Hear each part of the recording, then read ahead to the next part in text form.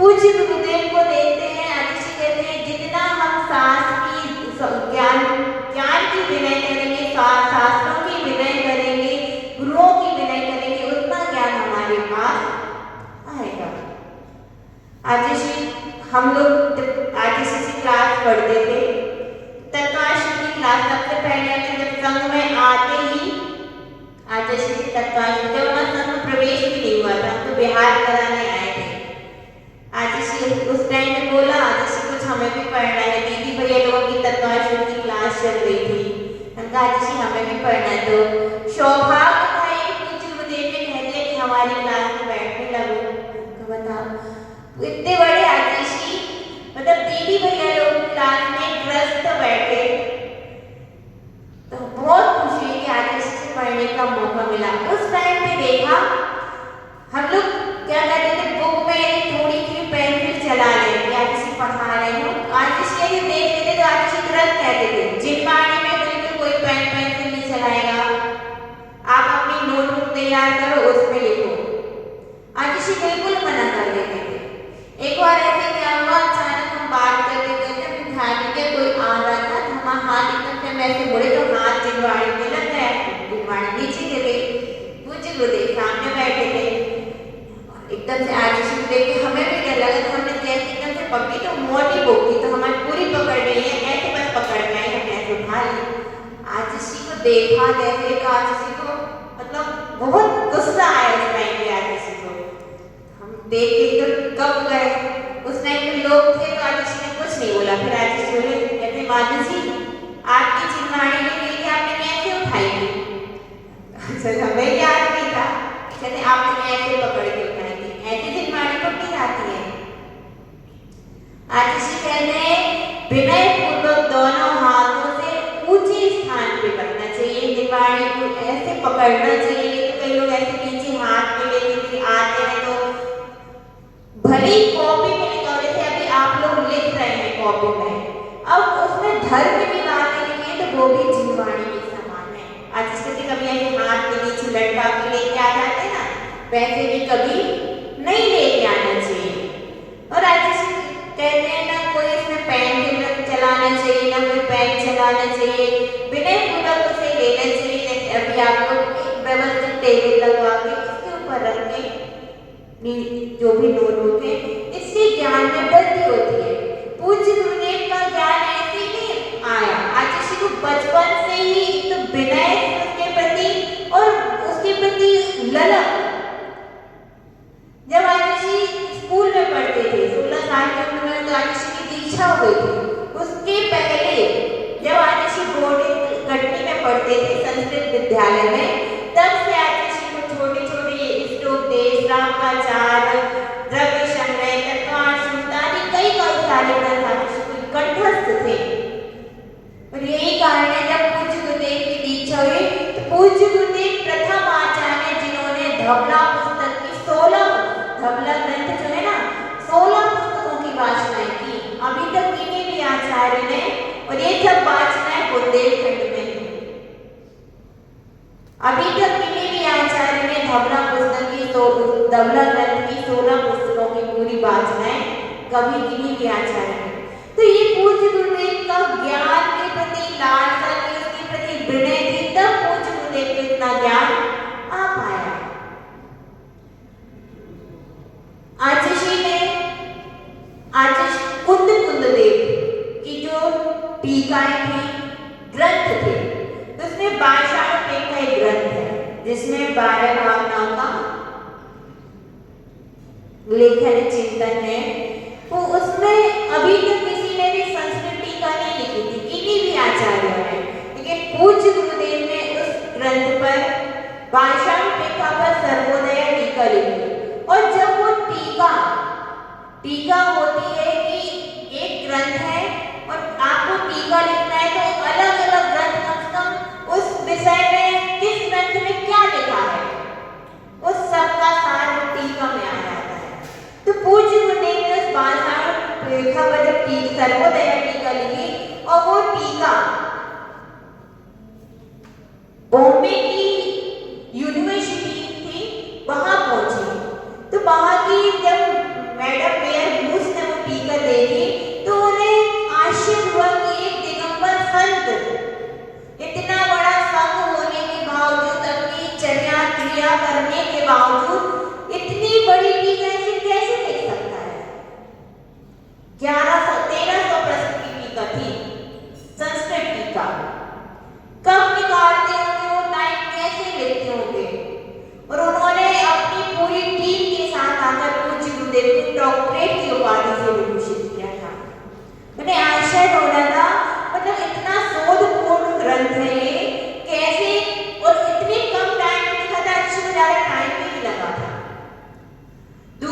का पूज्य गुरुदेव ने रत्नत्रय वर्धवी टीका लिखी, जो कि रेणसार ग्रंथ पे है। वो भी आचार्य कुंद देव का ग्रंथ है। वो 1100 पृष्ठों की टीका थी। और 2 टीका है, और लिंग पावर और सील पावर, उस पे भी पूज्य गुरुदेव ने श्रवण प्रबोधनी और श्रवण संबोधनी टीका लिखी है। जब ये टीकाएं पढ़ते हैं, लिंग पावर सील पावर टीका यदि पढ़ लो तो रूह कांप जाती है कि एक दिगंबर संत कैसा होना चाहिए। पूज्य गुरुदेव ने केवल पढ़ा नहीं, उसे अपने आचरण में भी उतारा है। उनकी एक एक चर्या क्रिया देख के लगता था, हम लोग ने तो बचपन से आज इसी को देखा है, तो कभी हम लोग कभी और संतों को देखते थे, कुछ ऐसा लगता था कि पता नहीं इन्होंने पढ़ाया कि नहीं पढ़ाया। आचार्य की क्रियाओं में झलकता था उनका एक ज्ञान। इसके अलावा आचार्य माघनंदी की शास्त्र समुच्चय ग्रंथ था, उसमें केवल लगभग 200-250 सूत्र थे। 300 सूत्रों के पूज्य गुरुदेव ने अपनी प्रज्ञा के माध्यम से, वो सूत्र बड़े बड़े थे, आचार्य ने उन सूत्रों को छोटे छोटे करके चूर्ण सूत्र बनाए। चूर्ण सूत्र मतलब चूर्ण में छोटे छोटे करके लगभग 300-250 सूत्रों में 3500 सूत्र बनाए। अब वो ग्रंथ पढ़ते थे, ऐसा लगता है कि ये तो कुछ कठिन है ही नहीं। पहले पढ़ने में समझ नहीं आता था। आचार्य ने पहले हम लोग को शास्त्र समुच्चय पढ़ाया, उसके बाद आचार्य ने चूर्ण सूत्र लिखना चालू किए। तो हम लोग को स्टार्टिंग में बहुत टफ लगता था कि कैसे याद होगा, 200 सूत्र बस है, लेकिन कैसे याद होंगे। लेकिन जब आचार्य ने चूर्ण सूत्र बनाया तो इतना इजी पड़ गया। आचार्य को ज्ञान के प्रति मतलब हम लोग को आचार्य ने अभी जब विराट में महामहोत्सव हुआ, सबका तो बिहार हो गया था हमारा जी का, हम लोग आचार्य से पास में थे, तो उस टाइम पे महाराज जी ने ग्रंथ भेंट किया। न्याय का विषय था, न्याय का ग्रंथ था, न्याय विधि लघियत का एक ग्रंथ है, उसपे भी लिखा हुआ था। तो आचार्य को सब आचार्य कहते हैं ये पढ़ाएंगे न्याय का विषय। हम लोग को भी खुशी हुई आचार्य ने जब पढ़ाया। तो आचार्य ने 2-3 गाथा पढ़ाया, क्योंकि तो बहुत कठिन है। आचार्य ने हम लोग को पढ़ाने के साथ साथ लिखना भी चालू कर दिया। 2 या 3 गाथा हो पाई थी और आचार्य का लेखन चालू हो गया। अब वो ग्रंथ इतना सरल करने लग गया कि आज हम लोग सुनते कि न्याय बहुत कठिन है, सुनने में तो लगता है कि न्याय बहुत कठिन होगा, लेकिन जब वो लघियत में आचार्य ने जो ग्रंथ लिखा पढ़ते हैं, ऐसा लगता है न्याय तो कोई कठिन है नहीं। इस तरह आचार्य की, और आचार्य जब लेखन में आचार्य कहते हैं हमें एक कलम दे दो, डायरी दे दो, फिर आचार्य को रात में नींद नहीं आती है, सपने में आचार्य को याद आ जाता है, तो आचार्य को उठ लेखन करने लगते हैं। अभी हमने आचार्य के साथ लिपि, आचार्य जब उदयगिरी खंडगिरी गए तो वहां पे जो हमारी शिलालेख थे वो ब्राह्मी लिपि में लिखे हुए थे, और आचार्य रोज वहां पे लगभग 1 महीने रुके। इतनी भीषण गर्मी थी कि हमारी माता, हम तो नहीं जा पाए थे, कि माता जी लोग बताते हैं कि वहां पर लोग रोने लगते थे गर्मी के कारण। इतनी आग, इतना सबका श्वास था, लेकिन आचार्य जंगल में निकल जाते, आहार किए तो निकल गए जंगलों में। एक कैमरा वाले को साथ में लेके गए तो कि वो वीडियो बना सके। तो जो शिला थे आचार्य ने इतनी सारी कोटि शिला और बहुत सारी स्तुति भी लिखी है उसमें पे, तो वहां पे जो लेख थे वो सारे ब्राह्मी लिपि में लिखे। तो आचार्य को फिर और उत्सुकता हुई, आचार्य ने ब्राह्मी लिपि सीखी पहले। आचार्य ने ब्राह्मी लिपि सीखी, फिर वो शिलालेख पढ़े कि कितने प्राचीन है, उनमें क्या लिखा, और फिर उसके माध्यम से हम लोगों को भी बहुत अवसर मिला। आचार्य ने जब कोरोना काल था तो आचार्य ने वो ब्राह्मी लिपि जूम ऐप के माध्यम से सारे हम लोगों को भी पढ़ाई, सारे भक्तों को भी आचार्य ने पढ़ाई। तब उस टाइम पे आचार्य का मन हुआ कि हम भी कोई लिपि लिखे। आचार्य ने लिपि लिखना चालू की, और आपको विश्वास नहीं होगा, लिखते लिखते 1, 2, 3 नहीं, लिखते लिखते 18 लिपियां बन गई। और ये हमारे सौभाग्य की बात है कि पूज्य गुरुदेव के साथ लिपि का काम करने को हमें मिला। आचार्य रफ करते थे, उसका पूरा करेक्शन, उसका लिखना, उसका पेड़ करना पूरा काम हमें मिला। तब आतिशी को देखते तो आतिशी अपनी लिपि में डेट और टाइम भी डालते थे। तो एक दिन में रातों रात आतिशी ने एक रात में आतिशी हम लोग एटा चले गए थे उस टाइम पे बिहार करके। तो एक रात में आतिशी ने 3 लिखी। टाइम 1:45 पे, 2:15 पे, 3:50 पे, एक रात में 3 दिन। और उस टाइम पे आतिशी का स्वास्थ्य इतना खराब था, हम आपको बताएं कि आहार करने में आतिशी खड़े नहीं हो पाते थे। 2 महाराज लोग जाते थे, उनके हाथ पकड़ते थे, 2 लोग पैर पकड़ते थे, तब आतिशी मुश्किल से 2 या 3 गिलास ले पाते थे और बैठ जाते थे। लेकिन ज्ञान के प्रति, उनके लेखन के प्रति इतनी लगन थी कि आतिशी कहते जब हम ये जब पहनते जब डायरी में जाते तो हमें सांस भी नहीं दिखता है। तो आतिशी यही कहते हैं। और भी बहुत सारी ऐसी कृतियां हैं आतिशी की जो मतलब हमारे जन साधन के लिए अमूल्य धरोहर है। आतिशी की शुद्धोपयोग पुस्तक है जो कई लोग सोनकड़ी आपने सुने होंगे, जो साधुओं को नहीं मानते हैं, वो संतों का मतलब खंडन करते हैं। वहां पे आतिशी की जो शुद्धोपयोग पुस्तक लिखी मुनि अवस्था में लिखी थी, तब उस टाइम पे 25 की पुस्तक थी। जब वो उन लोगों ने पढ़ी तो बहुत लोगों की श्रद्धा हो गई। और अब आतिशी को दोबारा काम मिला, उसका फेयर करने का काम भी हमें मिला था।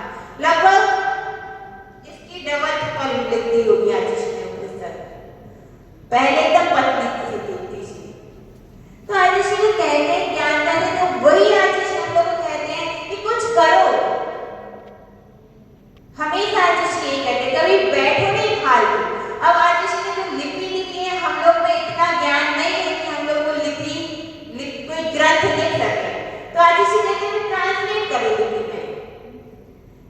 तो हम सभी संघ के साधुओं ने पूज्य गुरुदेव की प्रेरणा और आशीर्वाद से बहुत सारे लगभग संघ में मूल संघ में जितने साधु हैं सब ने कोई ना कोई ग्रंथ ट्रांसलेट किए हैं।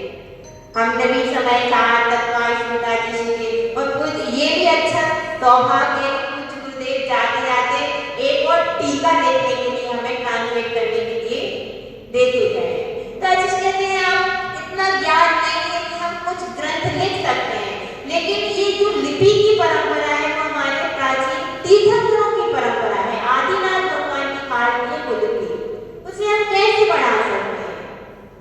तो पूज्य गुरुदेव का ऐसा ज्ञान के क्षेत्र में अमूल्य योगदान है। आतिशी कहते हैं वो ज्ञान हमें विनय से, उसके प्रति लगन से और वो ज्ञान हमें अपनी क्रिया में उतारनी चाहिए, तब वो ज्ञान हमारा सार्थक है।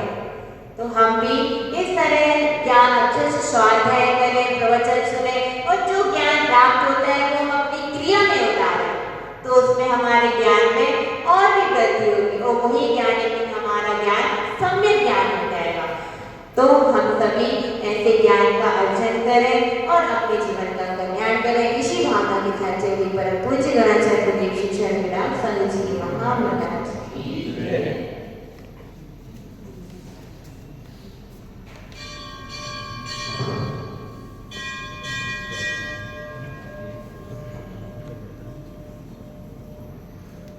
चलिए अब पुनः उस ग्रंथराज छेड़ाला का हम सब लोग उपाध्याय श्री के श्रीमुख से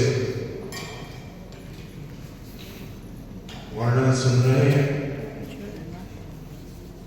अब मैं अधिक विलंब न करते हुए आप सभी की ओर से पूज्य श्री के श्री चरणों में त्रैबार नमोस्तु निवेदित करेंगे। हे स्वामी नमोस्तु, हे स्वामी नमोस्तु, हे स्वामी नमोस्तु। हम सभी को अपनी अमृत वाणी से गावत है पूज्य उपाध्याय श्री।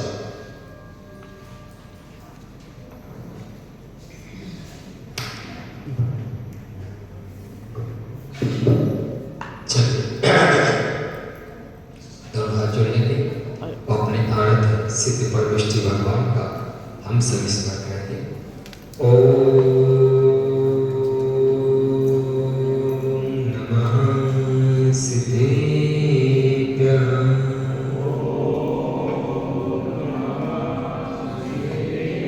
ओम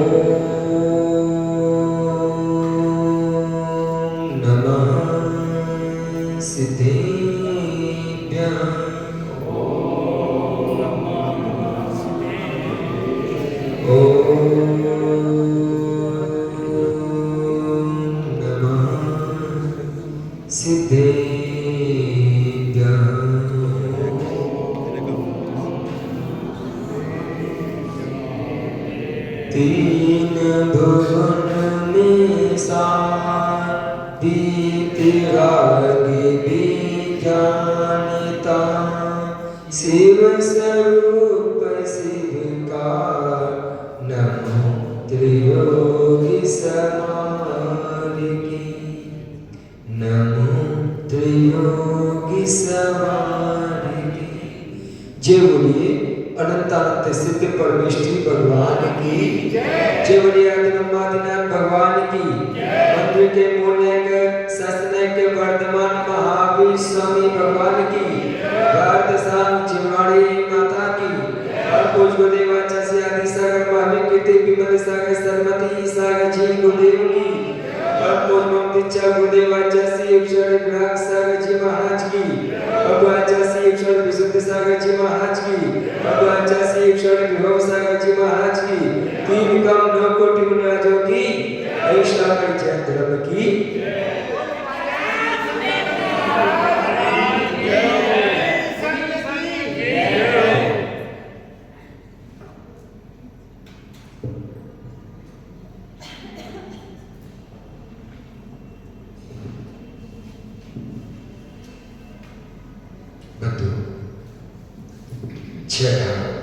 दंतराज हमारे सामने रखा हुआ है। कल हमने इस ग्रंथ में एक इंद्री के दुखों, कष्टों, पीड़ा को समझा।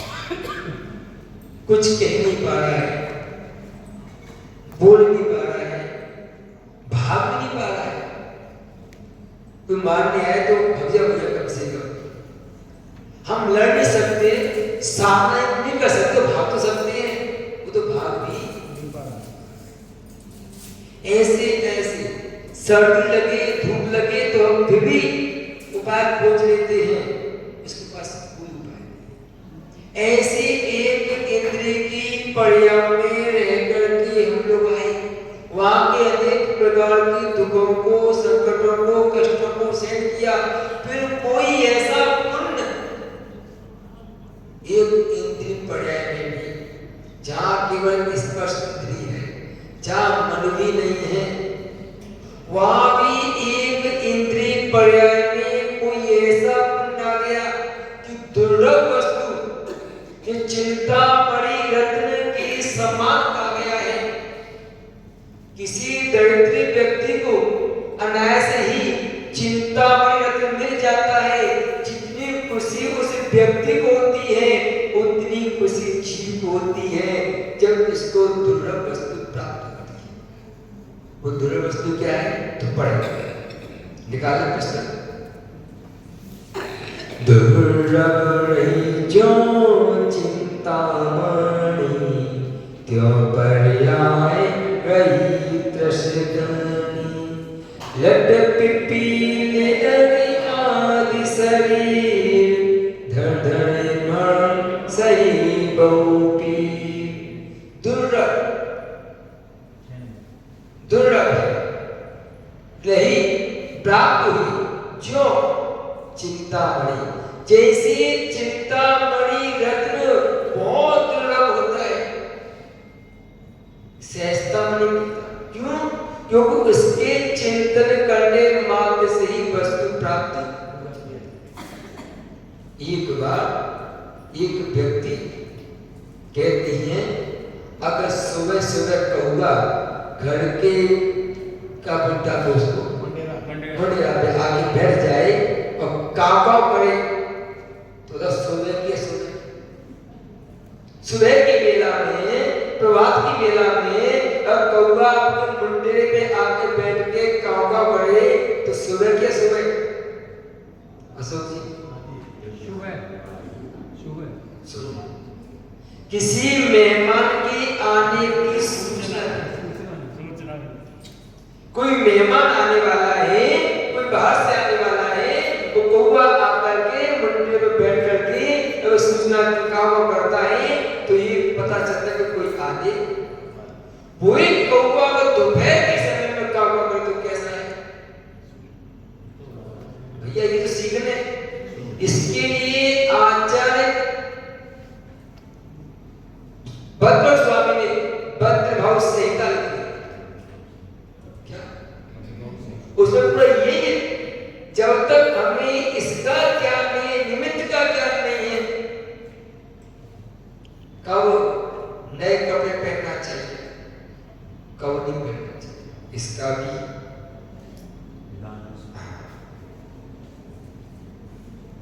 रविवार पढ़े, सोमवार चले, मंगलवार किरकिर करे। जो व्यक्ति रविवार को नए कपड़े पहनता है तो रविवार को फटे कपड़े फट जाते हैं, सोमवार को जले कपड़े जलते हैं और मंगलवार को किरकिरे लड़ाई होती है। नहीं पहनना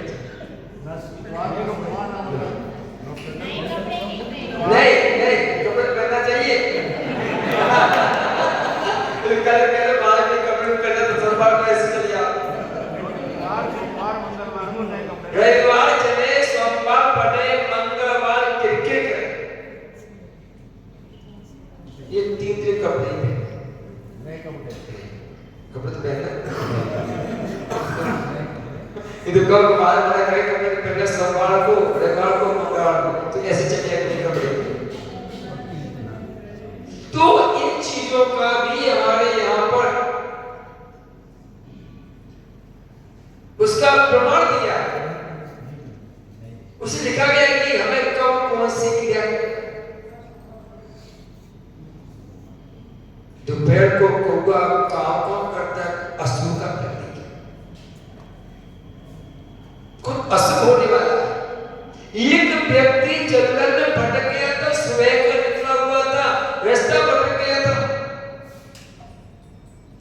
और घूमते घूमते चलते चलते दोपहर हो गई। गर्मी का मौसम था, कंठ प्यास में सूख रहा था, पानी की इच्छा का कहीं पानी मिल जाए। घूमता घूमता ऐसे स्थान पहुंचा, तालाब था, लेकिन पानी कैसा था? गंदा था। उस तालाब के बीच में एक खम्मा था, एक वृक्ष था, उस वृक्ष की डाली पे कौवा बैठा हुआ था, काव काव काव कर रहा था। उस व्यक्ति का सुबह से भूखा, पानी नसीब हुआ, ऊपर से कौवा काव काव कर रहा है और सोने वाला है। वहां बहुत से पत्थर पड़े हुए थे, वो कौवा को भगाने के लिए उन पत्थरों को उठा उठा करके फेंकना पड़ा, लेकिन कौवा नहीं भगा। और ऐसा करते करते सभी पत्थर लगभग उसने उसे तालाब में फेंक दिए। एक पत्थर उसके हाथ में बचा, फेंकने वाला था, मन में सोचा कि पानी होता, पानी इतने पानी आ गए, स्वादिष्ट ठंडा शीतल पानी उसने पी लिया। और पानी जैसे पिया, कौवा फिर कांव कांव करने लगा। उसने फिर पत्थर उठाया, फिर मानो तैयार हुआ तो मन में विचार आया कि कम से कम भोजन मिल जाता तो पेट भर लेते। वो जैसे विचार किया कैसे भोजन खाने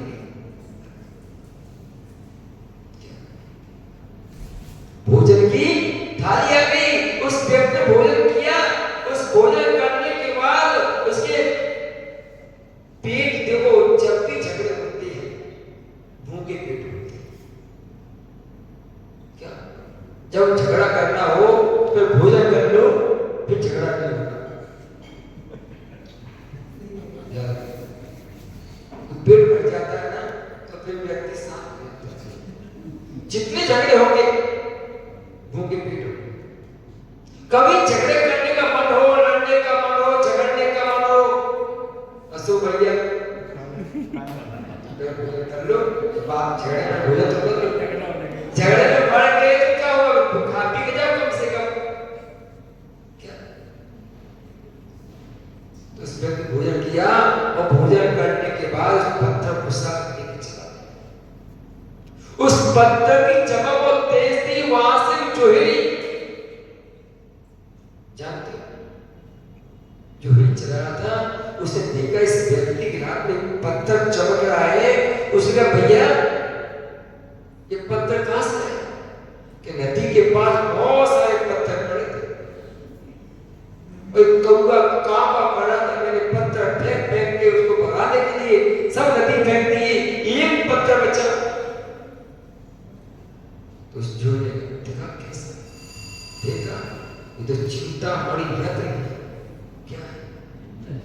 इसे हाथ में लेकर जो चिंतन करोगे वो मिलेगा।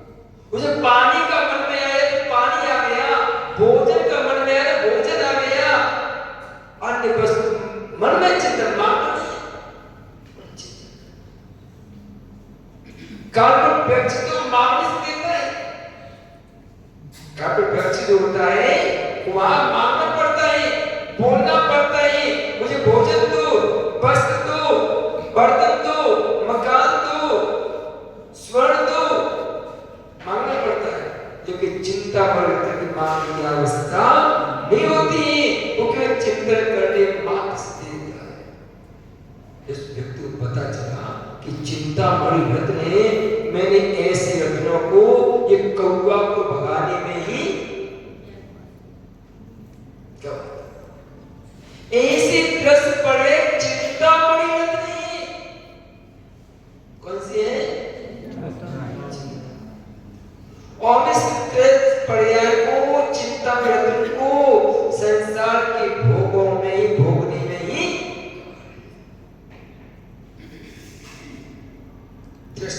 एक इंद्रिय शुद्धि दृष्ट पढ़ाई पहुंच।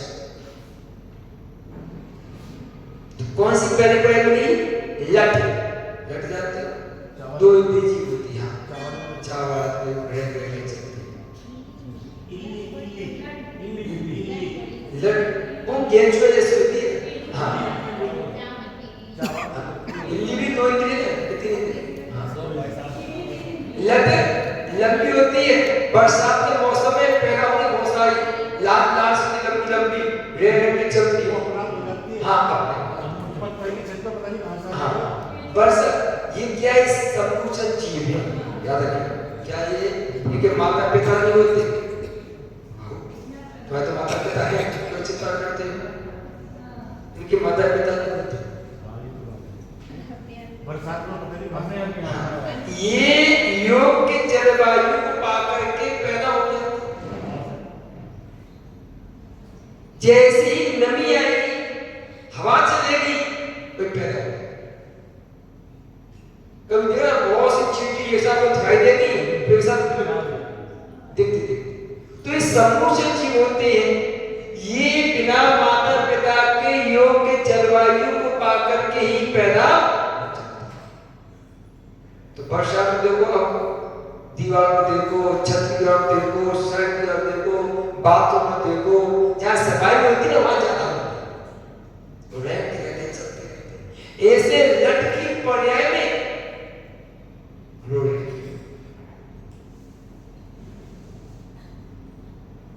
जहाँ रह के चलते, किसी पे रख दिया चल, कोई पत्थर गिर गया चल, कोई वस्तु गिर गई मर गई। ऐसे लठ की पर्याय में भी आप जो अचार खाते हो, अचार खाते कितने दिन मर्यादा है? अचार की 1 दिन की मर्यादा है, 24 दिन। हाँ, अचार की 24 घंटे की मर्यादा है।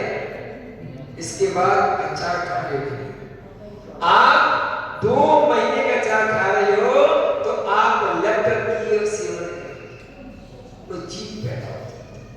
जो पाप होते हैं ना, लेकिन मर्यादा कितनी है? 6 घंटे, 12 घंटे, तब जाए तो 12 घंटे क्या? और आपने अगर कच्चा से बेच दिया तो उसकी मर्यादा भी खत्म, रात गई मर्यादा खत्म। आप बाजार से लेके आए तो कच्चे पापड़ कब की बनी है, आपने पैकेट खोली, पत्थर दे दिया कि तल दो, कितने जीव तल दिया। ये 6 डाला आप पढ़ते रहे हो, अगर आप सच्चे मन से पढ़ोगे ना तो आपकी बहुत सी चीजें अपने आप छूट जाएंगी। सोनू भैया आज से पापा का त्याग कर दो। एक दिन ये दिन नहीं, अरे भैया उस आटे में जो पापड़ लेकर दाल का, आटे का, चावल का, जो के महीने पहले बना था, कितने दिन पहले बना था, उसमें कितने जीव पैदा हो गए, आप यकीन मानना। थोड़ा आटा लेना, उसे गीला करके बर्तन धर देना, सुबह उसको देखना उसमें कितने जीव पैदा हो। इतना आटा लेना, उसे गीला करके लोई बना करके धर देना, सुबह देखना उसमें कितने जीव पैदा हो। आप क्या करते हो? जलेबी खाते दुकान पर जा करके, वो रात को मैदा फेंक देता है अच्छी खासी, धोते भी नहीं है, उसी में मैदा डालते रहेंगे और तुम्हारे हो गया हो। कितने जीवों की प्रार्थना करके आप अपनी इंद्रियों की पूर्ति करें। क्या हलवाई की यहाँ की जलेबी, हलवाई यहाँ की मिठाई कभी मन में भाव हो जाए कि जलेबी खाना है तो मैं घर में नहीं बना, बड़ी दिक्कत हो जाएगी, खाएंगे कोई दिक्कत नहीं, हमारे साथ चलो रोज आप जलेबी खाएं। ऐसी कौन सी वस्तु जो हमें प्राप्त न हो, बस प्रयास करो, शुद्ध मिलेगी, प्राप्त मिलेगी, मेहनत करो।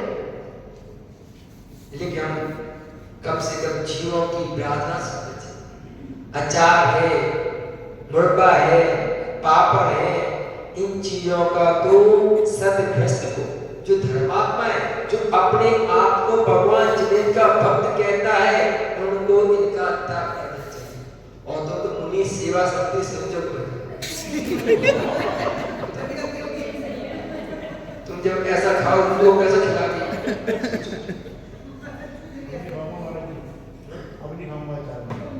बोलो खड़े हो जाओ।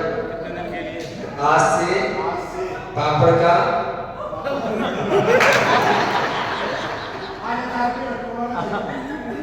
तुमको इतनी छेड़ा अच्छी चल रही है, दो आपने छेड़ा लिखी है कि हमें कैसे अपने ही अच्छा करना है। आज से पापड़ का, अचार का, आजीवन, बिना मर्यादा का आजीवन खाना है तो पापड़ बना लो घर में और अचार बना लो, और बहुत त्याग करेगा भैया। आजीवन पापड़ अचार का जो मर्यादा के बाहर है उसका, और कोई देखो यही तो है स्वाध्याय करने का मतलब, ये नहीं पढ़ना, स्वाध्याय करने का मतलब है कि हमें ये उपाधि का ज्ञान हो जाए।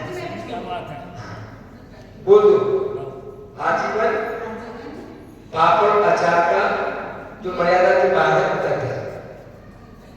सुमन भाभी क्या सोच रही है? हाँ क्या सोच रही है? अरे सीता राम के साथ वनवास चली गई थी, लेकिन राम को वनवास मिला, सीता को मिला था। उसे कहा जो मेरा पति खाएगा वो मैं खाऊंगा, जहां मेरा पति रहेगा वो मैं वहां रहूंगी। तुम्हारे पति त्याग करे, तुम्हें श्रेष्ठ करना चाहिए, यदि आप सत्य करना चाहिए।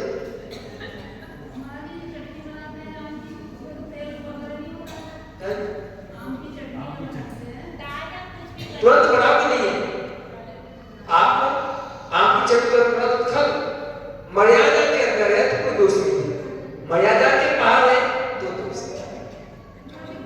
तो ऐसे दो इंद्रिय, आप ब्रेड खाते हो, बिस्कुट खाते हो, दोष आते हैं और भी चीजें आती है, ये सभी साधर्मियों को सेवन नहीं करना चाहिए। देखिए नमक के विषय में दो बातें आ गई है। एक तो बात है कि नमक की जो हम देखते आए हैं, सुनते आए हैं, वो जो नमक पीसा है उसकी 28 मिनट मर्यादा है, और गर्म कर लेते हैं तो 6 घंटे। दूसरे कदम का है पत्थर है, नमक क्या है, और पत्थर की मर्यादा नहीं होती। ये भी पकड़ा गया है, क्योंकि जैसे पत्थर होते हैं, अब देखो बहुत अच्छा बात है, हम भगवान को प्रार्थना करते हैं तो सीमेंट लगाते हैं, क्या लगाते हैं? सीमेंट लगाते हैं। वो सीमेंट शुद्ध है क्या शुद्ध है? पाउडर लगाते हैं व्हाइट, वो शुद्ध है क्या शुद्ध है? शुद्धि होगा, शुद्धि होगा, अशुद्ध है। जो शुद्ध, वो सीमेंट किससे बना? पत्थर पत्थर। और नमक भी क्या है? पत्थर। तो वहां पे बात चली थी कि हम दोनों बता रहे हैं, दो प्रकार है कि एक तो मर्यादा बता दी हम लोग 6 घंटे की और 28 घंटे। दूसरा ये आ गया है सामने कि पत्थर की कोई मर्यादा नहीं होती। क्या? इसलिए बहुत से लोगों की मान्यता है कि नमक जो पिस गया है, अगर उसमें सीलन आ गई है, पानी गिर गया है, पानी की बूंद गिर गई है नमक के अंदर, जो नमक पीसा है, आपने क्या किया? चम्मच ली और गीली चम्मच थी और आपने नमक पर डाल दी, तो मर्यादा के बाहर। तो इतना आपको ध्यान रखना पाता है। तो तुम हो इतना विवेक नहीं है कि हम उतनी सावधानी बरतें। तो आचार्य कहा कि फिर आप उतने नमक पीसिए जितना आपका एक दिन में समाप्त हो जाए। क्या? और आपने नमक का डिब्बा भर के पीस लिया और उसमें पानी की चम्मच या अन्य वस्तु मिल गई, उसमें सीलनता आ गई, तो नमक मर्यादा के सबके हाथ से ले लिया, आपने आटे के हाथ से नमक ले लिया, है ना? तो ऐसी बहुत सी चीजें हैं। तो इसलिए आचार्य कहते हैं उस नमक की मर्यादा 6 घंटे या फिर 28 घंटे। बाकी पत्थर की पिसे की तो मर्यादा नहीं होती। तो हम दोनों चीज देखें। हम तो वर्तमान में जो पद्धति रही है, पद्धति क्या रही है? 28 मिनट और 6 घंटे की मर्यादा ही हम साधकों को उपयोग करना चाहिए। साधुओं के आहार में भी और अपने निजी शुद्ध भोजन में भी इतनी मर्यादा का उपयोग करना चाहिए। तो ये तो हो गई मर्यादा। अब चलते देखिए ऐसी कितनी वस्तुएं हैं, क्योंकि छेड़ाना केवल आपको पापों से बचाने के लिए। क्या? तो लट पिपलिया नहीं, चींटी 3 इंद्रिय जीव होते हैं। इनकी आंखें नहीं होती, इनके कान नहीं होते, ये केवल ज्ञान इंद्रिय के बल पे अपना पूरा जीवन जीते। इसलिए ऐसे 3 इंद्रिय जीवों की भी हमें रक्षा करनी चाहिए। हमारे आचार्य यहाँ तक कहते हैं कि अगर कोई 3 इंद्रिय जीव, 2 इंद्रिय जीव, 4 इंद्रिय जीव अगर आहार करते समय किसी साधक के पैर के नीचे आ गया और साधु ने देख लिया, तो साधु वहां पे अंतराय कर देते। क्यों? क्योंकि उसकी आंखों के सामने उस जीव की तो जब हमारे साधु जन देखने मात्र से उस वस्तु का त्याग कर देते हैं, और जिस थाली में चींटी पड़ी हो, तो आप भोजन कैसे? कम से सावक को जिस वस्तु में थाली में जीव मरा हुआ है, तो उस पूरी थाली को अगर सामर्थ्य है तो कुछ घंटे का भोजन करो, उस तत्काल समय में, और नहीं है तो कम से उस थाली को अलग करके हम क्या करते हैं? होटल में जाते हैं, भोजन करते हैं, अगर चींटी मर जाएगा तो उसे निकाल अलग कर देते हैं, उसे थाली में से निकाल देगा ना, खाने में से निकालेंगे, थाली में से निकाल देंगे। हाँ, चींटी को थाली में से निकाल देंगे। हाँ,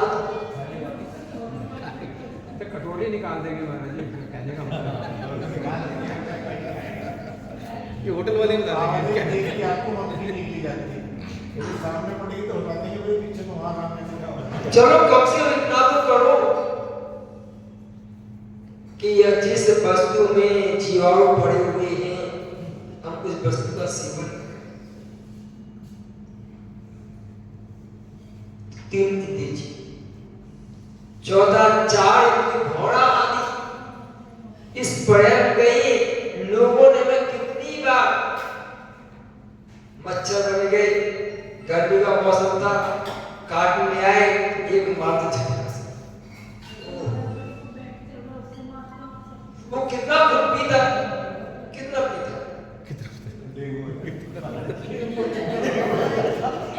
डेंगू तो डेंगू नहीं है। हम लोग कितने मच्छर काटते हैं गर्मी के मौसम में, हम ज्यादा डेंगू नहीं। आप भी कपड़े पहने हो, हमें कुछ नहीं है, कपड़े पहनने इसलिए काटता हूँ तो कितने मना कर दिए। अगर ऐसे ही आपको लगता है कि कपड़े पहन से मच्छर काटता है तो कपड़े दर्द सवाल मौजूद है, परवाह मौजूद है। यहाँ से कोई हुआ भी नहीं पड़ा, यहाँ से हुआ नहीं है। ये इतिहास हो जाएगा कि देहरादून में कोई तो कम से कम मोक्ष मार्ग का अनुरागी बना। जिन देखो यही तो है, हमें जहाँ जिन चीजों से कष्ट हो रहा है बचना चाहते तो पता करते। तो हमने 2 इंद्रिय पर्याय को प्राप्त किया, उसमें कष्ट भोगे। 3 इंद्रिय पर्याय को प्राप्त किया, उसमें कष्ट भोगे। 4 इंद्रिय पर्याय को प्राप्त किया, उसमें कष्ट भोगे। और ऐसा करते करते कई बार इस शरीर को धारण किया और मरे, उत्पन्न हुए, मर गए, उत्पन्न हो गए, मर गए। ऐसे कई प्रकार की पीड़ा को हमने क्या किया है, कई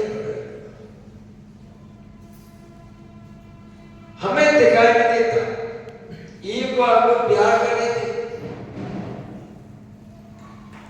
तो बहुत सी चीटियां चल रही थी, तो हमने कहा भैया चीटी देख के आओ, क्योंकि देख नहीं सकती हमें, और उसकी आंखें होती तो आप क्यों कहते। अगर चीटी की आंखें होती तो आपको देख के अलग हो जाती, उसकी आंखें नहीं है तो कर्तव्य हमारा है कि हम देख के चले, हम चौके खोल के देख के चलो, जमीन देख के चलो। कभी भी घर से मंदिर आओ, मंदिर से घर जाओ, जमीन देख के 3 गुण। कितने गुण है? 3। कौन से? जमीन देखे 3 गुण। क्या? जमीन देखे 3 गुण, पड़ी जमीन देखे 3 गुण, पुत्र ठोकर भी लागे नहीं, बड़ी वस्तु मिल जाए। जमीन देखे 3 गुण, जीव जंतु बच जाए, ठोकर भी लागे नहीं, बड़ी वस्तु मिल जाए। अगर जमीन देख के चलोगे 3 गुण है, ये तो जीव जंतु बच जाएंगे, है ना। कोई पत्थर होगा, कोई वस्तु पड़ी होगी तो ठोकर लगेगी। और तीसरी बात क्या है, पड़ी होगी। तो कम से घर से मंदिर आती हो, मंदिर से घर जाती हो, गुरु के पास आती हो, गुरु की सेवा में आती हो, तो क्या करें? मायसे महाराज आचरण सागर क्या, तो वो क्या करते हैं, उनको चीटी वाले महाराज कहा जाता है। कौन से महाराज? चीटी वाले महाराज। एवं बोले देखना कि बैल गाड़ी चलाओ तो पहिया के मार्जिन करके चलेगी। गाड़ी चलाओ तो पहिया के मार्जिन करके। वो चीटी के प्रति बहुत, अगर वो लघु संख्या हो जाएगी तो जहां तो पानी बह के जाएगा वहां तक देख जाएगा, चीटी तो नहीं। क्या जैसे ढलान मान लीजिए कि ऐसे छत पे गए हैं और लघु संख्या करने गए हैं, तो जहां तक पानी जाएगा वहां तक देख जाएगा, कुछ चौके का बात होता है नीचे का, उस पे उठवाएंगे, डलवाने जाएंगे, और जहां तक पानी बहेगा वहां तक देख नहीं जाएंगे। क्या उन्हें सब में चीटी वाले माल कहा जाता है। अगर आपने यह माल डाल दिया, यहां से पानी बह रहा है तो जहां तक पानी बहेगा वहां तक देख नहीं जाएगा, कुछ चीटी तो नहीं, कोई कीड़ा तो नहीं है, कोई मकोड़ा तो नहीं है कि पानी में आकर के मर जाए। ऐसी दया आप देखने गए कभी? इतनी दया करना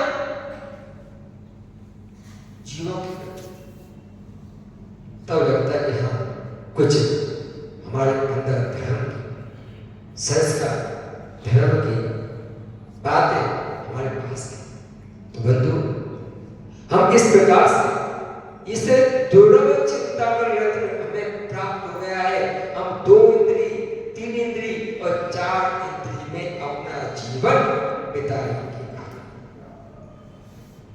कल गाएंगे पंच इंद्री, कहां पे है कल?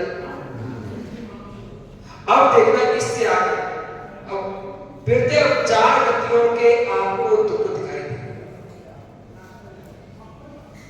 अगर तो आपने केवल त्रंच गति के दुख देखे हैं, कोई 1 इंद्री, 2 इंद्री, 3 इंद्री, 4 इंद्री, ये नियम से त्रंच गति में ही पाए जाते हैं। और जो पंच इंद्री है वो 4 गति में पाए जाते हैं, मनुष्य गति में भी, देव गति में भी, त्रंच गति में भी और नर गति में। और सबसे पहले जो त्रंच गति की बात चल रही है, और कल पंच इंद्री में वो त्रंच गति के जीव कैसे कैसे दुखों को प्राप्त करते हैं, कैसे कैसे दुख उनके जीवन में आते हैं, कैसे कैसे दुखों को सामना करते हैं, ये हम कल समझेंगे।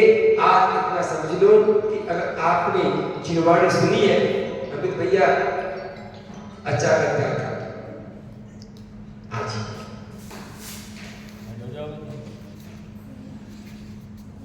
आज से आजीवन अच्छा करता है। अब बजा कर घर में तो बनता ही नहीं चाहता, त्यागी बहुत कम लोग बनाते हैं।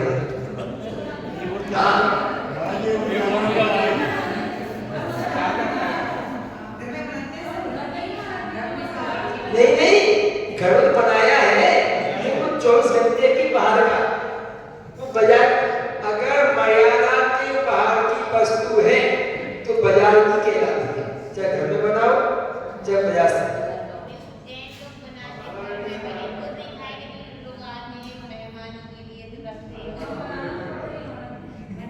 बना लो, सब खाओ, सब बताया करो, हम खाएंगे।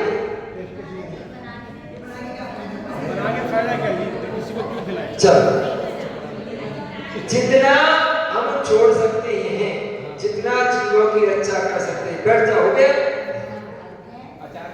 हाँ, बहुत बढ़िया। कम से देखो, अब आपको बात तुमको छुड़ाती है।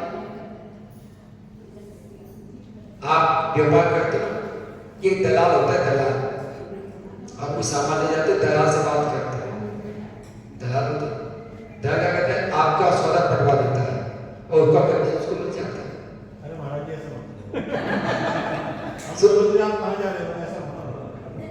हाँ, हमें 17% पुण्य मिलता है किसी के त्याग करवाने पर। कितने परसेंट? 17%।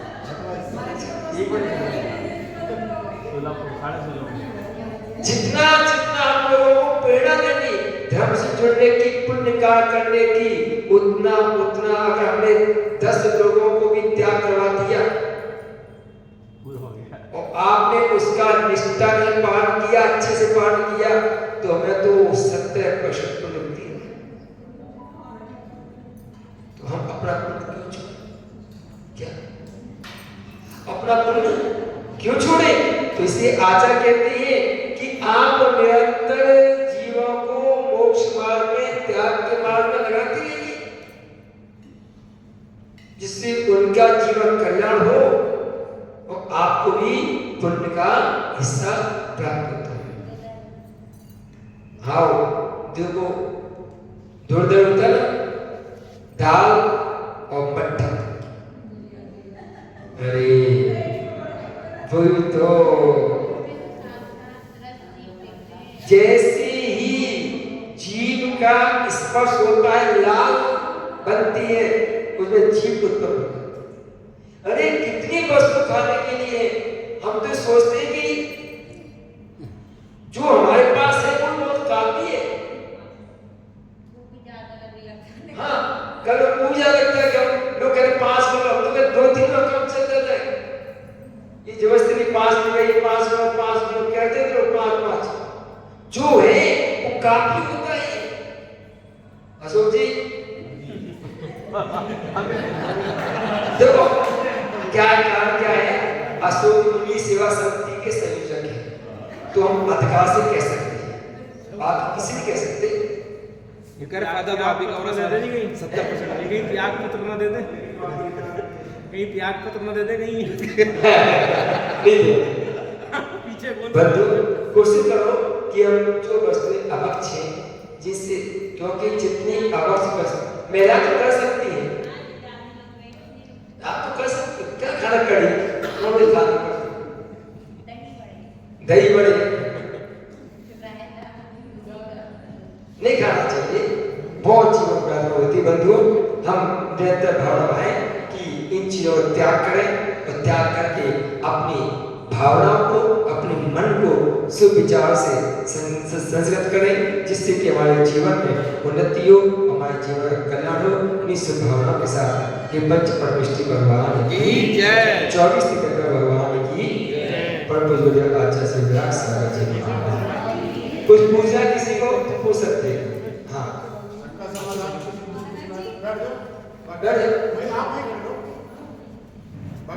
महाराज जी, मेरी बेटी को कटिंग करानी थी, तो मेरे भाई ने कहा कि आज शनिवार है तो आज मत करवाओ, तो वो बोली कि ये तो मिथ्यात्व है, आज मैं तो आज ही कटिंग कराऊंगी। तो मतलब इसमें क्या, मुझे लॉजिक नहीं पता कि ये क्या शनिवार को और ऐसे। देखिए कुछ वस्तु ऐसी होती है जिन्हें हर समय मिथ्यात्व नहीं कह सकती। क्या मतलब मेरे पास भी आंसर नहीं था। मिथ्यात्व का मतलब क्या है? जैसे हमने आपको बताया कि शनिवार को, सोमवार को और सोमवार मंगलवार, इतवार सोमवार मंगलवार को नए कपड़े पहनने, तो मिथ्यात्व नहीं है। ये दिन नए कपड़े के योग्य नहीं है। अगर पहनती है ऐसा ज्योतिष, जब ज्योतिष पढ़ते हैं ज्योतिष बहुत सी बात है कि कब क्या करना चाहिए। मिथ्यात्व क्या कहलाता है कि जो श्रद्धा के साथ किया जाता है। आप किसी पत्थर को, गोल गोल पत्थर दिया और आप उसे भगवान मान के पूज रहे तो मिथ्यात्व। ये बाल कटवाना नहीं कटवाना इसमें मिथ्यात्व का, क्यों वहां पे पूजिता का भाव नहीं है, किसका नहीं। जहाँ पूजिता का भाव आता है वहाँ मिथ्यात्व लगता है, जब पूजिता का भाव ही नहीं है वहाँ मिथ्यात्व।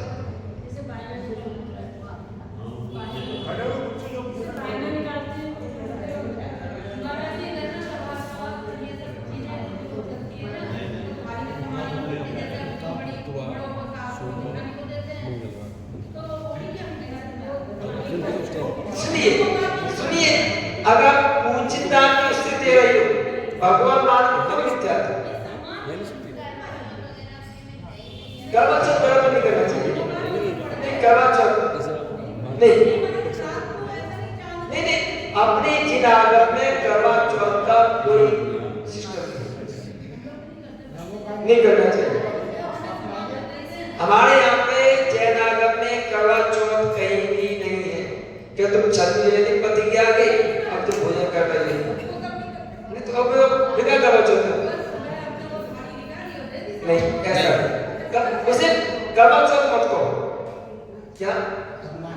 हाँ, उसे करवा चौथ मत कहो, क्योंकि वो व्रत एक श्रद्धा का विषय है। व्रत क्या है?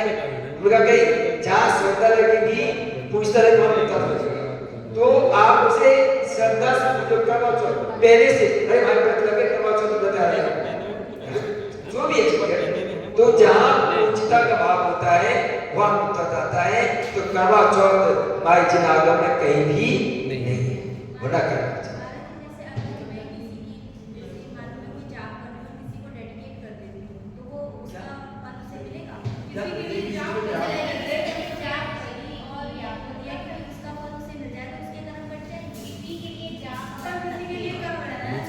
कर सकती है, किसी का अच्छे से जाप करना चाहिए। हाँ, कोई दिक्कत नहीं। कोई व्यक्ति बीमार है या अस्वस्थ है, उसके अच्छे के लिए तो कोई दिक्कत नहीं। हाँ, कर सकते, कोई दिक्कत नहीं।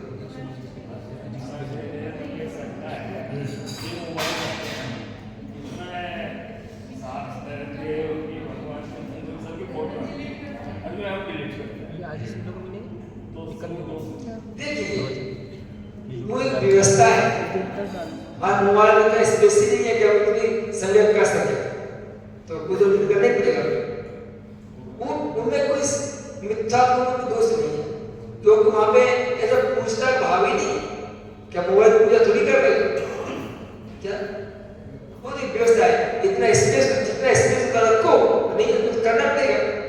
कहां तक होगी तो इसको बोलते हैं छोड़ने को बहुत सारी चीजें हैं। और कुछ जो हरी मटर होती है वो अन्न में आती है या सब्जियों में? दोनों में, हरी मक्का, हरी चना, हरी मटर, जो हरी सब्जी है जो अन्न में भी आएगी और हरी में भी आएगी। सूखी आएगी अन्न में आएगी। जो जैसे सूखे मटर हो गए, सूखे मक्का हो गए, सूखे चना हो गए, वो अन्न में आएंगे। और जो हरे होते हैं वो दोनों में, हरी में भी और अन्न में।